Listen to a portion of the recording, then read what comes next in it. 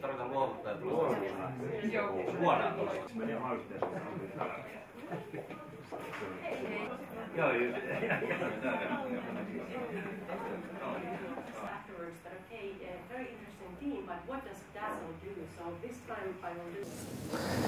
Heps moi!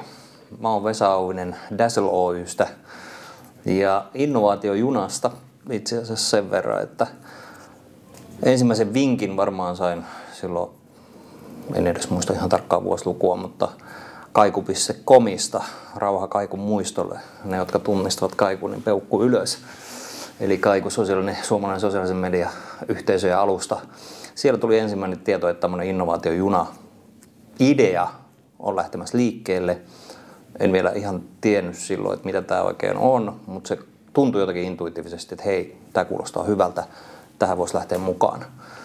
Ja siellä sitten sosiaalisessa mediassa useat ihmiset jatko idean kehittelyä ja järjestettiin tapaamisia täällä Dazzlen toimitiloissa ja siitä se alkoi pikkuhiljaa kehkeytyä. Ja sitten itse asiassa, kun etsittiin sponsoreita tälle innovaatiojunalle, niin sitten mietin, että Dazzlehan voi tulla tähän mukaan. Eli tämä perusidea tässä innovaatiojunassa, niin kuin minä ymmärrän sen, niin oli, että yhteisö kohtuullisen itseohjautuvasti lähti tekemään jotain uutta, jota kokeiltiin. Ja siinä kokeilun alussa ei tiedetty vielä ihan tarkkaa, tai oikeastaan tiedetty juurikaan, että mitä siitä oikein tulee. Tiedettiin vain, että tämmöinen kannattaa järjestää. Järjestettiin juna, järjestettiin aika, järjestettiin ihmiset, tai ihmiset liittyi siihen mukaan sosiaalisen median kautta.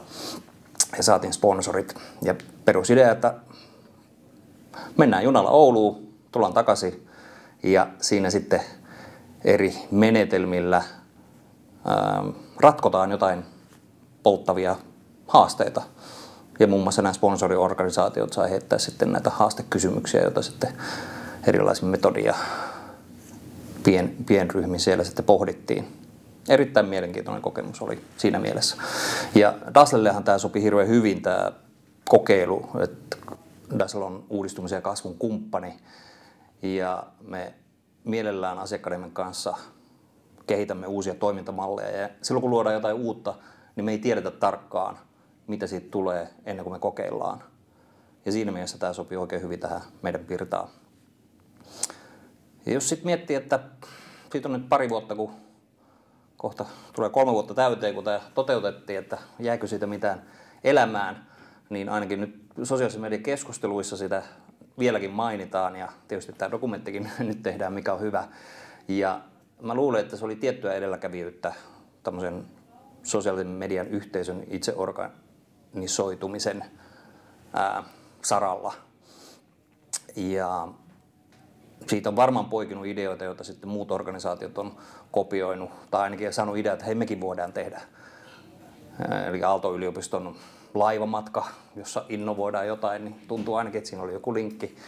Ja sitten ties vaikka Ylen juhannusjunakin, jos joku muistaa semmoisen ohjelman tuossa juhannuksena, niin olen saattanut saada kipinän tuosta.